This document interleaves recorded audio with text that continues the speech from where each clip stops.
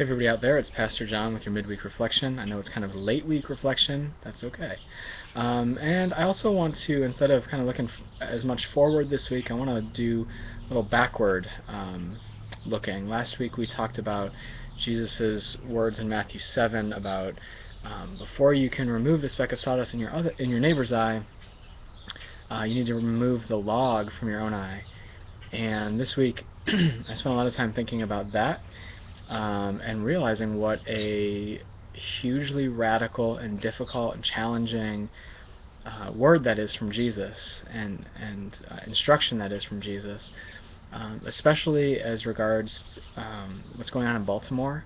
And of course, Baltimore, it's not just Baltimore, it's it's been in Ferguson, it's been New York with Eric Garner, and in Cleveland, and it seems like these protests and this conversation is popping up again and again, and my concern this week is that we really listen to Jesus' words, on an individual level.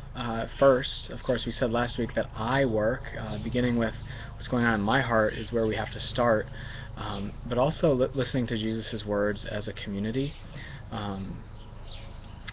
As a church, we are a predominantly white community, and I think it's easy for us to try and focus on the speck, which in this case might be the protests, not the protests necessarily, but those who have resorted to violence and destruction of property and things like that, and try and say, well, this is bad, they're bad, they need to shape up, that kind of thing. And we really need to hear Jesus' words anew as a community, and try to discern what is the log that's in our own eye in all of this.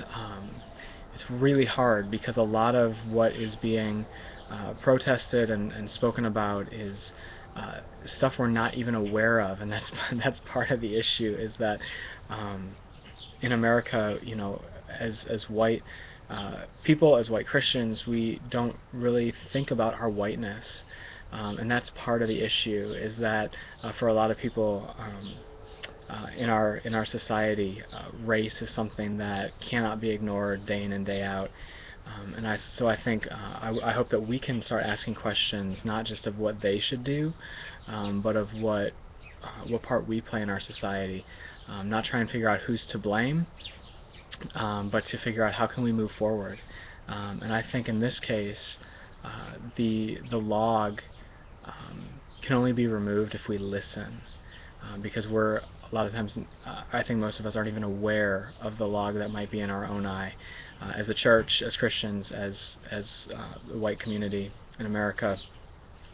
And so we really need to be listening to the voices who are pointing that out, and we need to be humble enough to say, to look, kind of step out of ourselves and out of our community and ask, what are other people seeing? What are other people's experiences, and how are we contributing to that? Not necessarily consciously, but how are we, by just kind of going along with the system, how are we complicit in some of the injustices in our society? It's really hard to do, and there aren't a lot of there are a lot of folks doing it. We don't always hear them because they aren't always the folks who make the news and the best story. But it is, I think, imperative, if we are going to be relevant and faithful, relevant to our culture and faithful to the words of Jesus, that we spend some serious time listening to people who have different experiences than us, so that the log can be removed, and so that we can move forward more fully into the kingdom of God. As always, I look forward to worshiping with you as we live the gospel life together. Until then, may God bless you.